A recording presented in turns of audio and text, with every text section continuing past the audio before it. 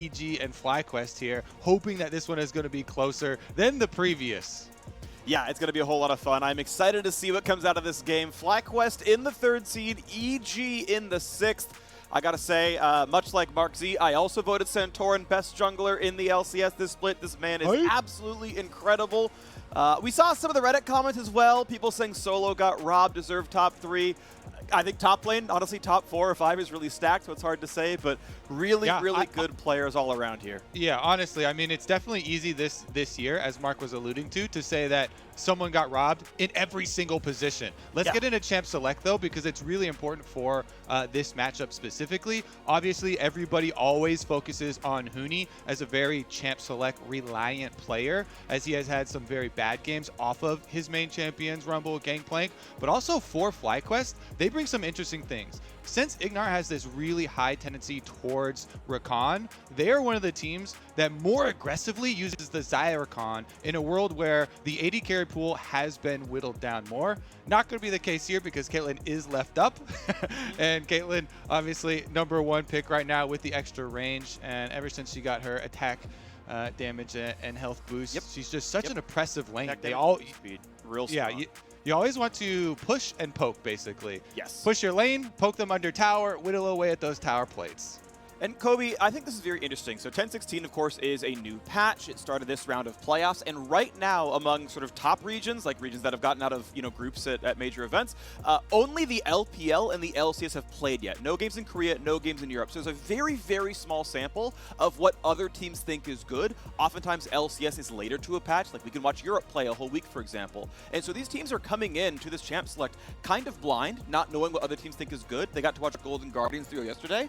And only the LCS, by the way, is Morgana valuable. The LPLs play 2 best-of-5s, no picks, no bans. Only North America seems to care about this champion. Meanwhile, Karma, mostly ignored in the Golden Guardian CSM series, but like 100% over in China, for example. So I find that very interesting. Of course, Morgana got buffed. It raises her stakes. Karma got nerfed. I don't think she's any good anymore, but clearly FlyQuest thinks she's incredible and bans her right away.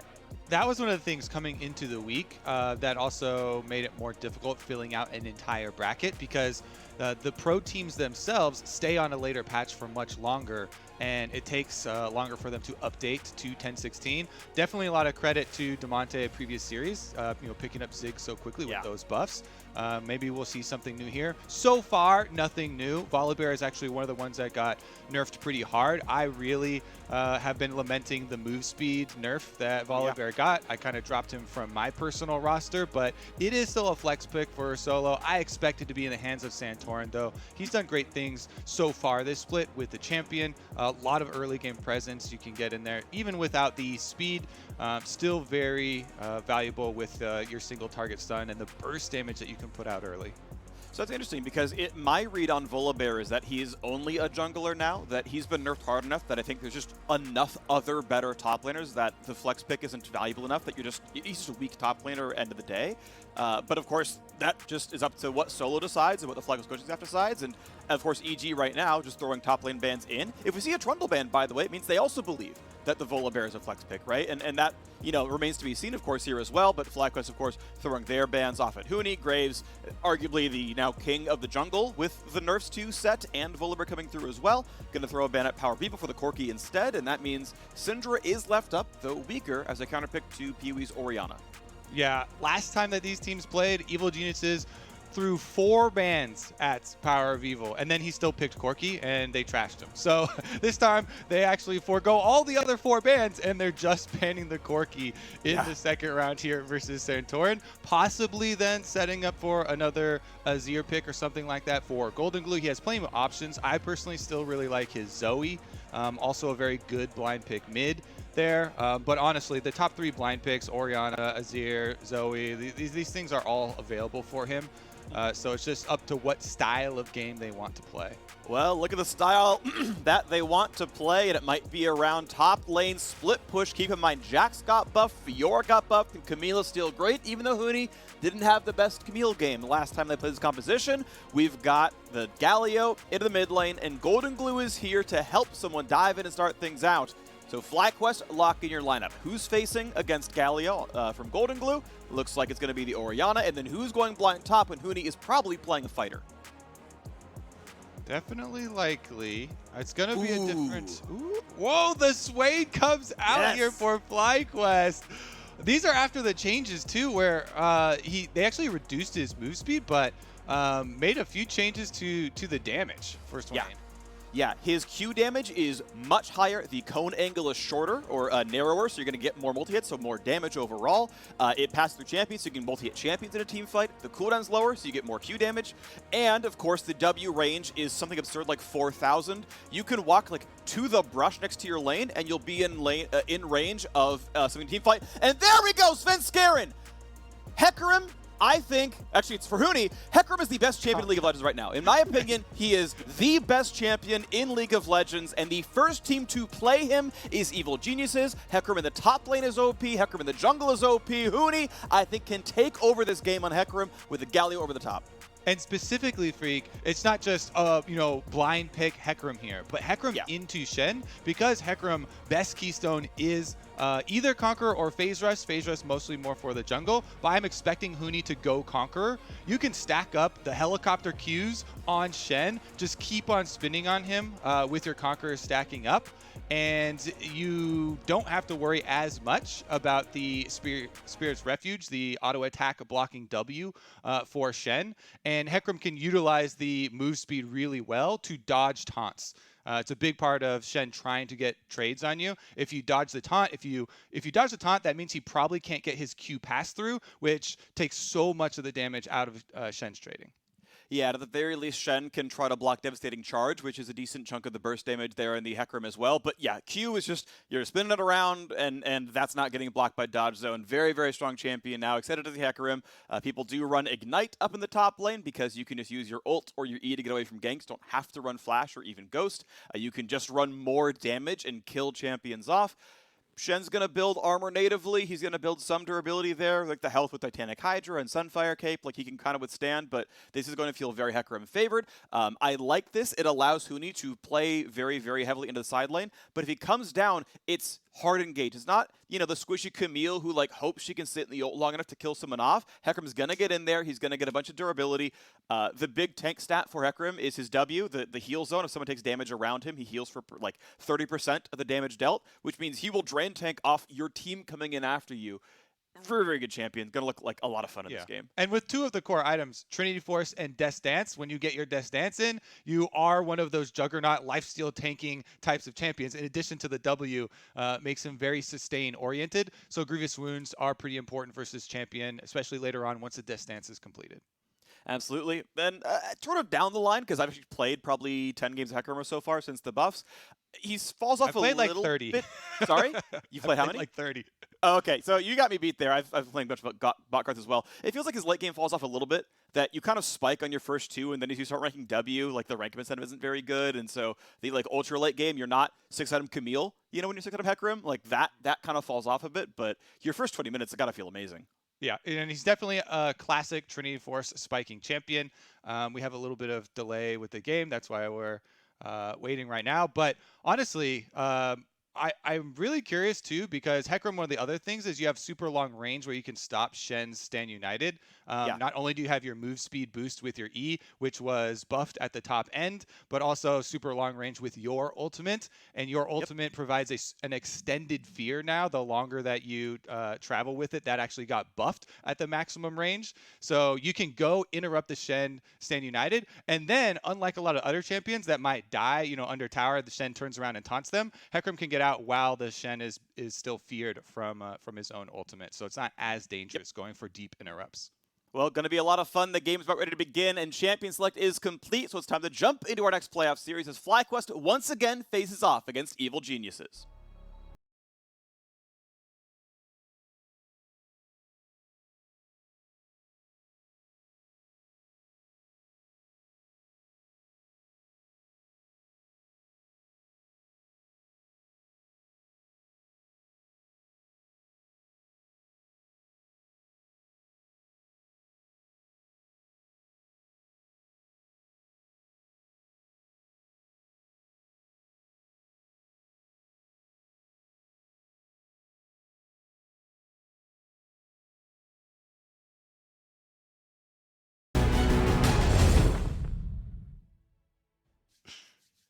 Hello and welcome back to the series, Game 1 of the best of 5 between FlyQuest and Evil Geniuses. These teams are 2 best of 5s away from Worlds. If you win here today and you win next weekend against Team Liquid or Cloud9, that is a spot at the 2020 World Championship. The redemption arc for North America starts now. FlyQuest, the heavy favorites here against EG. Most predictions I have seen have been 3-0 in their favor. However, I have faith in the Hecarim. I have faith in Golden Glue and the rest of Evil Geniuses. It's going to be an exciting game. And I know, Freak, you just have this infatuation with Hecarim, and you love this champion. I definitely like it as well, especially now in solo queue. But I think the other interesting side of it is on FlyQuest's side. This Swain, this is kind of a ridiculous pick that has not been seen since the rework, and even before the rework, or before this mini rework or whatever you want to call it, it was extremely rare. So I'm super excited to see what Power of Evil can do with this champion. The main thing that I know about playing with it was actually when I was doing with my boy Big Terry. Former Optic in bottom lane. He was talking about support, and he was just like, okay, main thing is when he comes to try and use a Q on you to snare you, actually walk forward into it. Yes, you will take the damage, but since the snare only snares the last thing hit, if you play in the minions and walk up into the minions, then it just snares the minions, and you can get off a better trade. As Galio, you can probably use that moving up, get your Q, AoE on the minions as well. Yep, that'll be something to watch for here. Solo, of course, running with Grasp here in the lane. Every time it's up, you can kind of try to walk into Huni and get some health back, but overall going to lose most of these trades. We'll say Hecarim can run out of mana. He's a fairly mana-hungry champion, but obviously can, through runes and itemization, get through some of that one. W healing, capped against minions and monsters, but it's still a good, I think, like 90 health at rank 1, so good sustain there regardless. And Huni shows in the wave, gets 8 of the 12 CS, and we'll see how well Solo can last hit under turret. I did some looking at solo queue win rates. Swain is the 3rd worst matchup in all of League of Legends for mid lane Galio based on win rate. The other ones would be Nocturne and Set. And hey, Set was banned, so there you go. And I just looked up Season 10. It looks like only Mickey and Whippo for LEC in spring were the 2 Swain plays. So none in summer thus far, and Power of Evil will be the first to receive a gank. And it's already in the mid lane. Goodbye, Golden Glue. It does not matter what you try. First blood is in 3 minutes. Swain is off to the races. He's got the flash in there, Freak. Doesn't matter, Q, move speed, nerfs, as long as you flash right on top of his head. Golden Glue down. Speaking of down, Huni is running out of resources here. Has a biscuit if he needs it. Can finish this shove, but looks like we're seeing a pretty early TP back to lane in a second as he trades his health bar out for a minion push. And here's the gank. We get the POV from Santorin's side, comes in right through the brush. Power of Evil sets it up. There's no chance for Golden Glue to flash anything. What I was talking about earlier with the Q snaring the last thing that it hits, Golden Glue tried to run away from it. The tip of it hit for Power of Evil. He pulls him right back in before Golden Glue can get out of there. Flash in from Santorin. That is great, CC layering from this mid-jungle duo. And they've really worked well together to get FlyQuest to where they are today. A little bit of right place, right time for Santorin. Sees Golden Glue and Svenskeren running up to his side of the jungle and says, don't you dare try to dive solo. They won't. They're going to back up their lanes, but at least they could have fought for a bit of jungle control, nothing else. Taking a look now at the bottom lane. Bang and Zeyzal up against Wild Turtle and Ignar. I will say I favor Caitlyn in this lane a fair bit, but so far Bang has last hitting pretty well. Santorin and Svenskeren back into fights as well. PoE checks the brush to see if Sven is around there. Indeed he is. Gromp not pulling back just yet, so Sven may well steal that camp. And now, nice bit of damage here. The trap was on. Zeyzal takes basically every single skill shot, and I like that lane hit forward for an extra auto attack. Really heavy trade, and Zeyzal gonna have to chug through the last of his potions.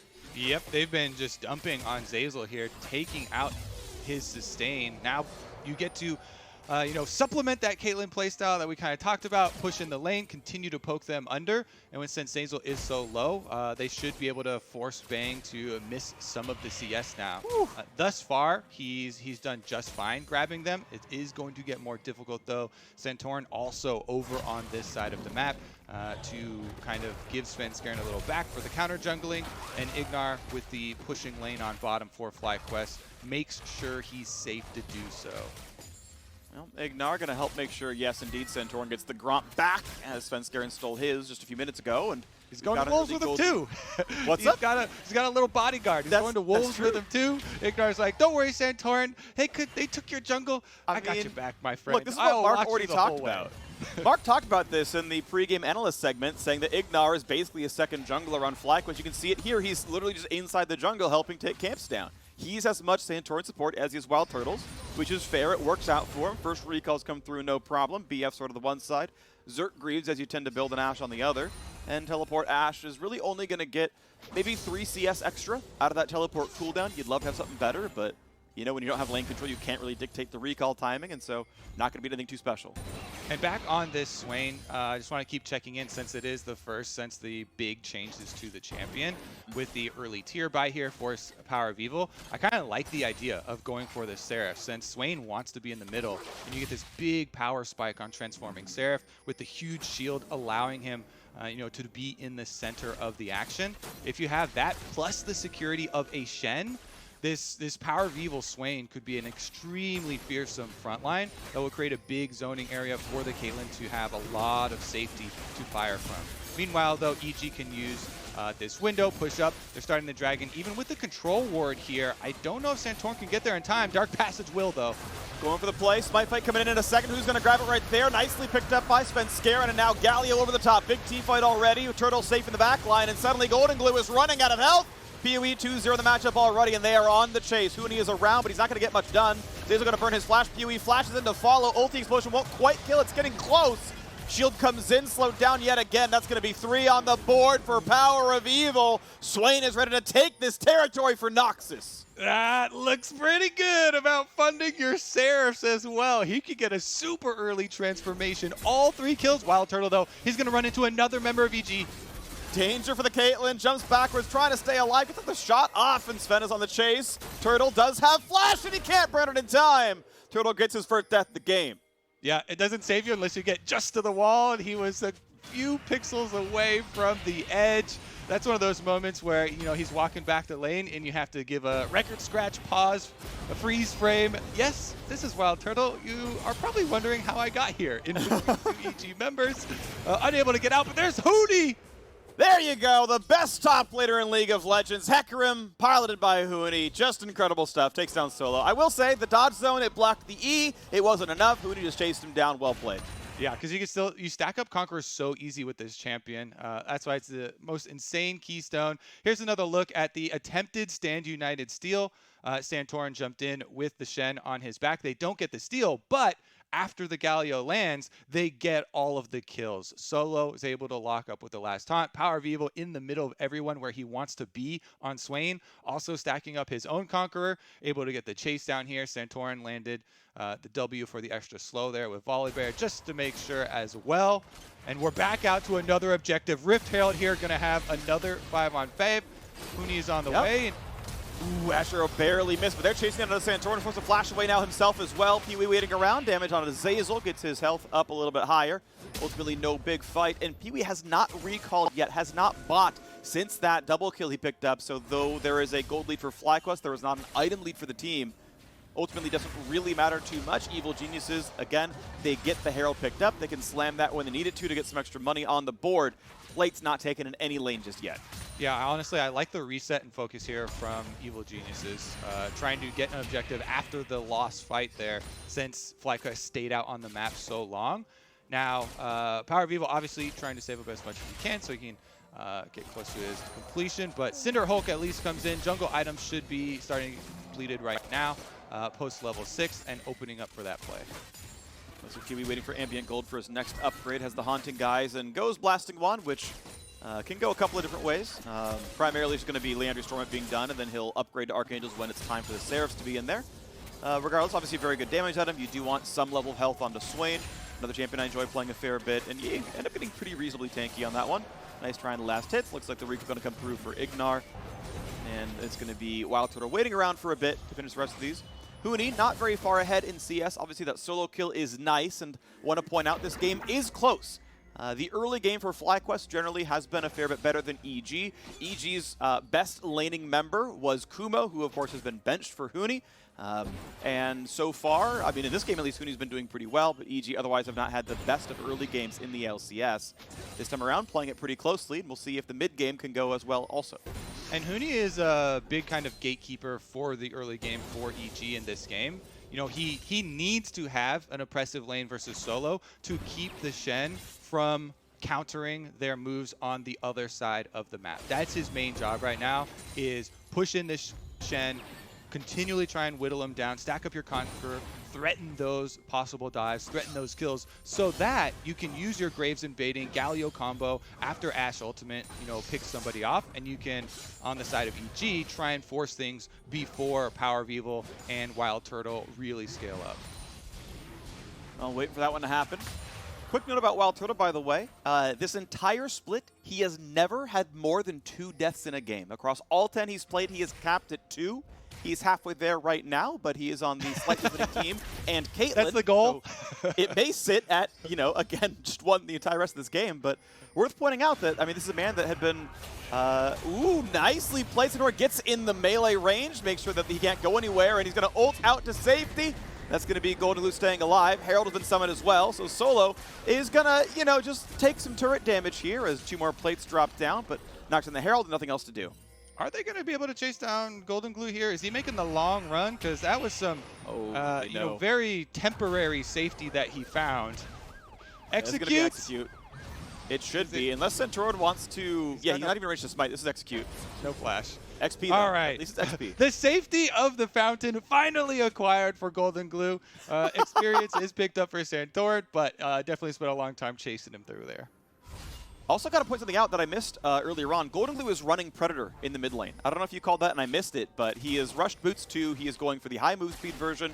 Of course, Predator. Ooh, this is a nice bit of damage. Hook as well. This is good night. This is lights out. This is a kill. Centauran over the wall to guarantee it. Onto the board for him, knocking down Svenskeren. Power of Evil with the snipe over the wall to start it out, making this Swain look good. Freak, this is crazy. Swain could go from not picked anywhere in the entire world in Summer to being banned in a playoff series versus FlyQuest after game number 1. Yeah, good job, PUE. The man is known to pull his own builds out. We saw the Lich Bane Orianna with some defense to it. And now saying, no, like Swain makes sense here. Again, I love it in the matchup. It is absolutely incredible versus Galio. If your team needs magic damage, which they do, it is the literal best pick in League of Legends, at least according to solo queue stats. Really, really like this one. Obviously, we can see top lane turret is 1 hit from dead. Huni just needs to auto that a single time with minions nearby, and he will claim first turret top lane. This Hecarim so far doing pretty well, and it feels like EG are going to need the help because everywhere else on the map, they are bleeding gold. Yeah, they've been just gutted here around these dragon fights. So next one coming up, 4.5 minutes with the Mountain Dragon. Huni already taking down top side. That pressure on the Shen lane is still their hope. You know, EG, they're in a decent position. Even though, you know, FlyQuest seem to have so much success setting up Power of Evil, and he is going to be a monster, they still have the map pressure in their favor. Huni taking down that tower, now is free to move. His teleport is ready, and EG forcing on the bottom side, also threatening the Galio ultimate. This is how you want to, you know, keep that pressure up and apply the globals. This is really, really nice. So EG down to the bottom lane. This is the first time I shouldn't say the first time, I've seen Caitlyn lane lose as well, but this is actually very, very good by Bang and Zeyzal. Early laning was rough. They have come down to grab 3 turret plates by the time plates have dropped. They have a CS lead by +9 on Bang right now. Very well done to this duo.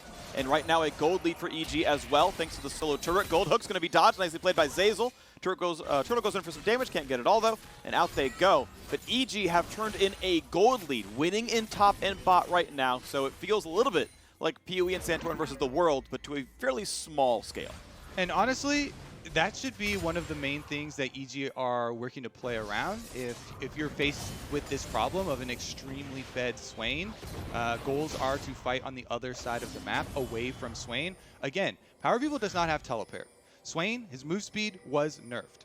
He cannot roam very quickly. The problem is once he gets there, he's a massive DPS tank, and he also has a stopwatch on him. So EG should try and force something with an Ashe Arrow. You know, you have some extra mobility with a Tahm Kench ultimate, even though it's very short range at level 1. And make use of your Galio roaming better than Swain, because the stand-up 5-on-5 is going to look a little bit rough. And in that vein, FlyQuest want to play off their strengths. They force on the Riptail #2. Wisely, EG don't take the fight and try and play sides.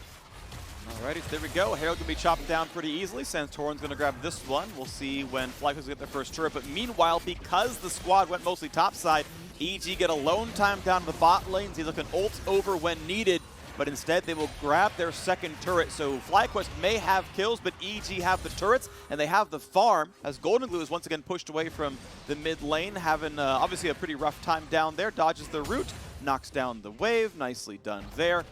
EG on a 1,000 gold lead, waiting for a Herald to summon for FlyQuest to close that a little bit. I think they might want to wait until they actually get, you know, a Shen play or a team fight victory or something to pop that Herald and really gain some purchase on one of these towers. If they just open it up in one of the lanes, they don't actually have a lot of the extra pushing power to do it. While Turtle, off of this reset though, getting another wave into bottom side, and you see Golden Glue already heading down towards the bottom where EG have opened up the map, taking off those two side turrets. You just switch your Ashe into the mid lane to hold those waves. Safety of Tahm Kench lets you gain effectiveness from your split push and really allow Huni more alone time with solo. Yeah, looking to keep that matchup moving well. You can see the Death's Dance is being begun here for Huni as the Warhammer and the No Magic Mantle as Titanic is done. Solo heavily pushing towards actually dueling power, right? Titanic Rush, not just the Sunfire and wait. You want to be able to fight back. Has managed to farm pretty well as a result. And now around to the mid lane goes FlyQuest. Mountain Drake, which is Drake #2, spawns in 50 seconds. Bang gets away from the Vision of Empire and will knock down this wave without much problem. But PUE and Turtle are sharing a lane right now. No one is farming bot. They are staying to knock down mid turret. Santorin summons. See if the squad can make this one happen. Santorin waiting around. Here comes Shelly. Here comes the charge. Should need a little bit more damage to kill it off. It's low. They need an auto attack, and Turtle does not feel safe to do so, which, to be fair, he has a Lantern available to him. It would have only taken 1 or 2 auto attacks. That maybe could have been done, but plays risk averse as the Drake is spawning in 20 seconds. Yeah, honestly, I think I get a little scared getting that close to a turret too with the Ashe arrow available. Obviously, it's really early in the game. There's no QSS. There's no Mikhails or anything to get him out. But the Lantern, if well positioned from Ignar, in a quick click, could definitely move him to the side in time to try and get away from that. Dragon will be set up though. They didn't quite take down the mid turret, but gain enough pressure here to set up first. Caitlyn traps go a long way. Turtle trying to close off both of the routes into the Drake contest. And we're seeing no one really trying right now. Huni, yes, he has teleport. He's not running down to the side of the map. They are letting FlyQuest get Drake #2 solo. I like this. Puts on the dodge zone. Says, I will take the minion wave. 0 auto attacks on the turret. Nicely done. Knew he was going to be safe for that one. Titanic active gets the turret down. That's going to be some nice safety there. Top is being pushed in, but they will not lose almost any farm. Solo is almost, he's going to be there like just in time regardless. But hold that thought. EG nearly get the catch. Golden Glue nearly found that taunt. That could have maybe been a kill on a solo, so it will be top lane crashing. Some decent damage from Huni. Going to ult back into this fight as they're going to look for this kill. A stopwatch is not going to buy much time. Ignar is going to die, and Turtle under the turret trying to stay alive. Gets the Shen ulti. They're going to get banged. He goes too far in. The recompense is there. And Zeyzal now going to be sniped. He will just barely live. And it's going to be a flash get away from Santorin, who still wants in. Auto 1, Auto 2, Auto 3. Turret goes down to the mid lane. Holy moly, Bang just went turbo in mid lane there with Stand United available. Solo does save him. Another fight here though. Solo having a hard time getting back to the safety of his tower. They're going for this dive. He is 1 versus 2. Huni going to take some damage. They knock the turret down first. The dodge zone is up, but it's not going to mean anything. He's going to try to get away. The ultimate's going to charge in. A Lantern to keep him safe. Just barely living. Tanks Ignite, tanks an ultimate. Nearly a kill over there regardless. You can see 3 turrets to 2 overall scoreline as bot finally goes down as well. I would think. So I'm still, my mind is thinking about the mid lane dive there. Maybe Bang did that because he was expecting Zeyzal to flash in after him to devour him away from the tower aggro after they get the kill, and they just didn't take into account the Stand United. Meanwhile, Power Vivo is getting chased down. Predator Galio very, very fast. Stopwatch is available. PoE has the ulti on, tries to flash but he can't do it. He's going to burn the stopwatch. It might get him the chance at Golden Glue. Nice chomp by Zeyzal, help guarantee it. Spits him out after man dies. Well played there. Huni burns the TP to show up, and it gets him the kill. All right, so big pick here on the side for EG. Teleport back to mid for Bang to be able to catch the wave in time as well. And the double safety of the Zhonyas plus the Devour, able to outlast the Power of Evil. stopwatch as well. Meanwhile, though, Huni pushed an extra wave Can he get the and flag? might pay one back. Half. Has ultimate. Nice ult. All right. Yeah, he had to ult that one. The hook was going to be too dangerous, so out he goes. But look at this. Evil Genius is 1,300 gold ahead right now. They're playing the map nicely. All right, here's another look. Are we going to focus on the mid lane dive here? I think that should be the play. Slow-mo is seeing the Thresh engage on the top side, which we definitely saw. Here's Zeyzal and Bang, though, on the right side. That's what I'm looking at. Bang wanted to finish him off. With Santorin flashing for the stun from out of vision of Bang, plus the Stand United coming in.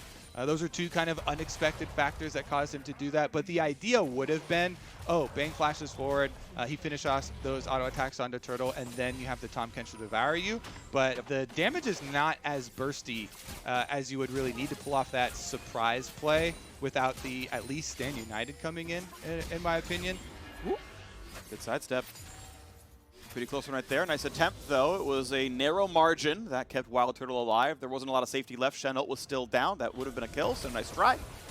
End of the day, Fast Fingers keeps him alive. Yeah, I think that dive would have been good if Volibear weren't, like, right there next to him because, yeah, it was close.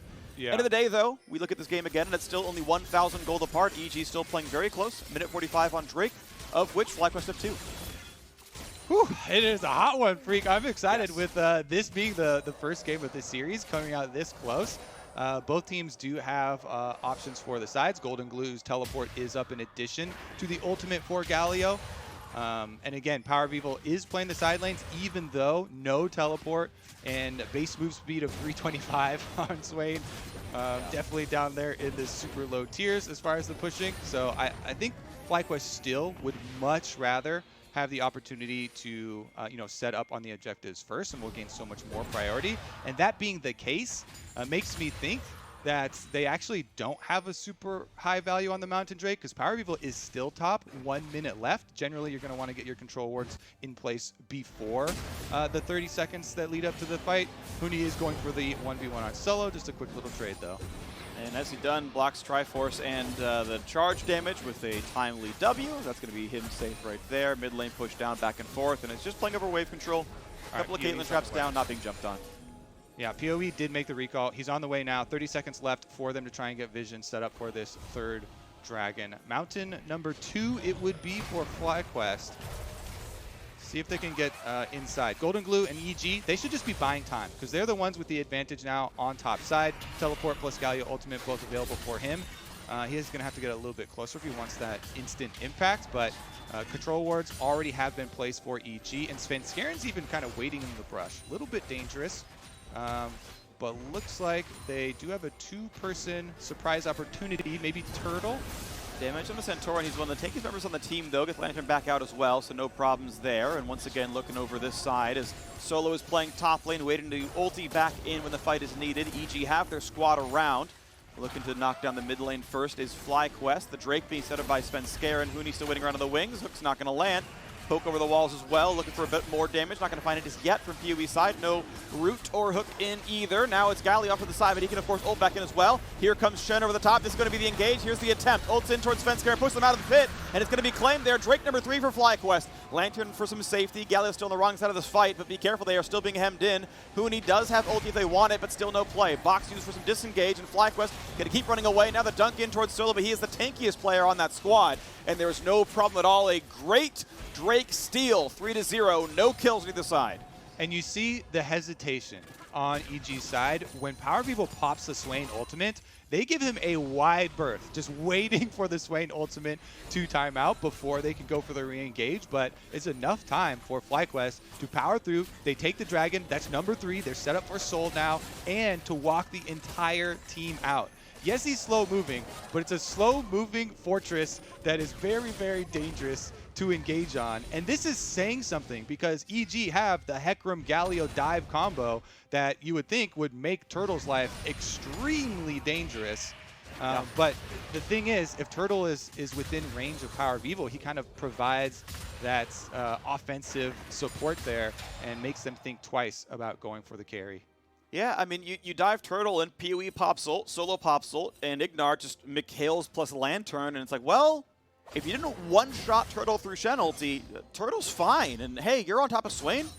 Great, that's where he wants to be. Let's go, let's do this. The mana Zhonya's now He has Leandry's in. Like, this is kind of the first great spike for Swain where, you know, he's got some decent souls. He's got the ulti available, and he can turn invincible during it. So feels pretty good. Lane's not quite going to land, and there's the Asher not going to land. Has a pullback as well, but he's going to flash in for the taunt. It's a lot of damage. Mikhail's in a flash, though. Gets sort of safety. Huni wants in, does have ulti. There's going to be the charge in. There's a lot of damage. Gallery over the top. They're going to get the kill. Turtle with death number 2. There is just not enough ways out. They just keep finding more ways to dive him, and finally it works out for EG. Yeah, that you can tell. That was in their mind the entire dragon fight, too. They're looking at Turtle, so juicy. They finally get him down with the flash down as well. Now EG get their chance at a power play. Swain pushing topside, too. All right, here comes the taunt under the turret yet again. Wanting to get solo. His dodge zone is down. He's going to flash over the wall, stay alive. This turret, though, going to take a lot of damage. Going to drop as well. Huni wants in a 1 versus 3. Takes her ignite, walks back away. No problem for him. And that is EG finding their 4th turret of the game. Tied now in kills. Up 1 turret, up 1,500 gold, but bleeding some Drakes. Yeah, and I think they are going to have to reset for some Baron vision because, again, with FlyQuest having this grouped up strength there, trying to play around Power of Evil, with the control wards sticking on Baron, it continually kind of nags them over into that way and is this pulling fear that they have to worry about. When Caitlyn gets to set up traps leading up into the Baron, all the defensive measures that you mentioned become kind of twofold more difficult to execute because while Hecarim and Galio can dive, the rest of the team will have a problem navigating through those Caitlyn traps, through these small corridors leading over to the Baron. Hawkshot always gives you that extra safety. It makes you feel way better about your vision game and a little bit less pressured in the Baron instances, but it is another cooldown you have to work around. Well, right now, the chance towards Mountain Soul is up in 100 seconds, and based on this comp, Mountain Soul is probably the best thing for FlyQuest. Anti-burst to keep the backline alive against diving. And frontline Swain. Sure, yeah, I mean, obviously the stat multiplication is really nice for the sort of 3 tanks they've got, right? I mean 4 if you count Swain, which is actually realistic.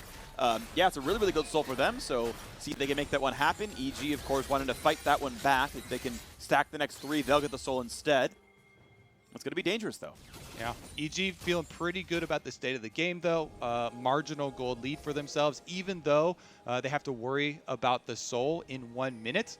I think that they should be able to position first to try and take this team fight, and Turtle's flash is still down. So that's one of the big components in the survivability of this FlyQuest team, as much as we're talking up the Swain. If there's no Caitlyn damage there, then it is basically 3 CC tanks and just the Swain burn that EG would have to worry about. So Turtle's positioning is going to be huge.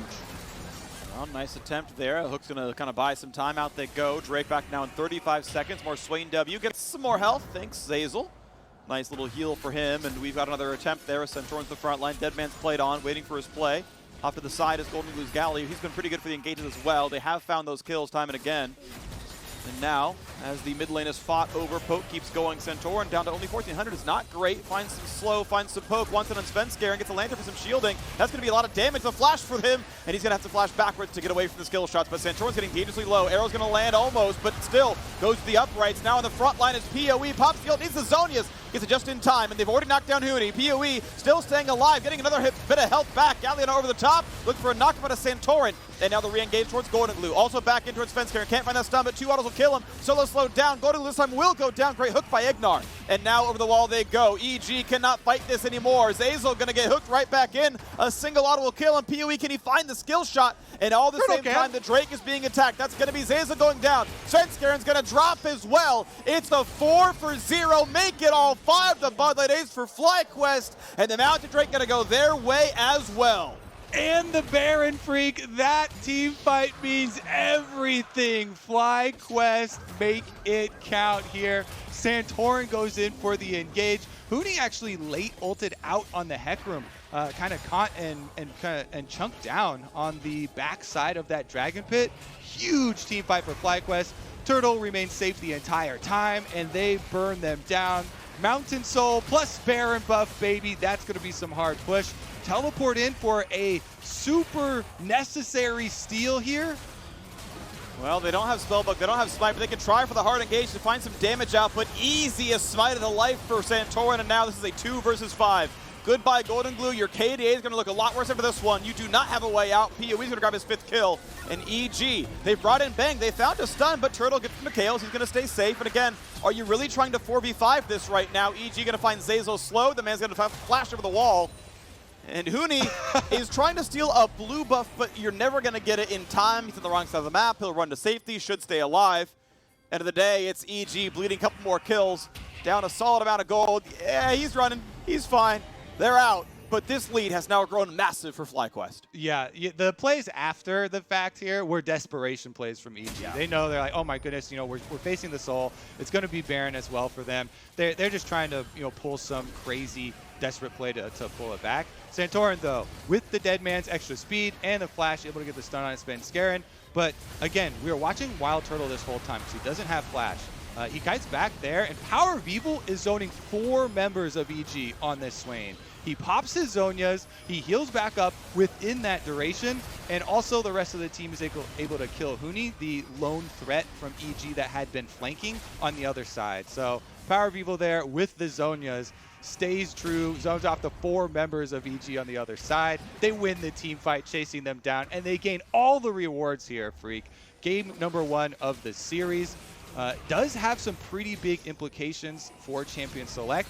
Been pretty hyped up on this Swain, and it really has proven to be such a valuable tool for EG, or excuse me, for PO.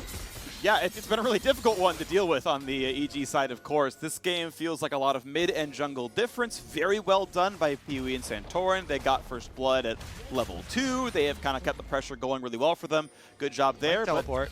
Yep, another arrow, and every single one gets sidestepped here. I don't think it's like bad aim by Bang, but they're always getting away. Turtle gets the shield. Here comes the dive in for Huni. Can't get the fear, though. Gallier on the top might not mean much either. Only a single stun. And EG are running out of health bars. Golden Glue is death number 3. Zeyzal makes death number 4. Huni can run back to the base and lick some wounds and try to kill some minions, but Evil Geniuses do not have defenses left. Solo going to get a lot of damage here. A stopwatch buys a second of time, but it's just not going to matter. Game over indeed. Another ace coming through. FlyQuest going to close out game 1 over Evil Geniuses. FlyQuest, again, another super strong win for them. These are the types of games that got them that 3rd seed in the regular season, proving another huge victory here over EG. Picking up where they left off, FlyQuest took down EG in the very end of the Spring Split playoffs. They took down EG both times in the regular season on both rosters, and at this point now, FlyQuest have taken down EG in game 1 of the best of 5. Now, and they're now on a 7-game win streak, Freak. Where is it going to stop? If we're counting off of the regular split as well, FlyQuest are on fire. They are. This is good stuff right now. So FlyQuest going to feel pretty comfortable. Of course, side selection will switch over to EG's side. This is the rule set for the 2020 LCS. Is the loser of the game gets side selection in the preceding one or the following one. So that's going to be what we're going to be looking at there is, do they switch things up? Do they keep red side for counter pick? Do the picks and bans move around? Swain Galli obviously looked very, very good. Was the Volibear a big part of that? Was it just the matchup? Of course, a lot of things will change around, and this is the exciting part of, you know, playoffs at a new patch is new champions available, new champions that people think are good, and preparations, all that matters. So it's time for us to step away. When we return, the State from Analyst Desk will break down that FlyQuest Game 1 win.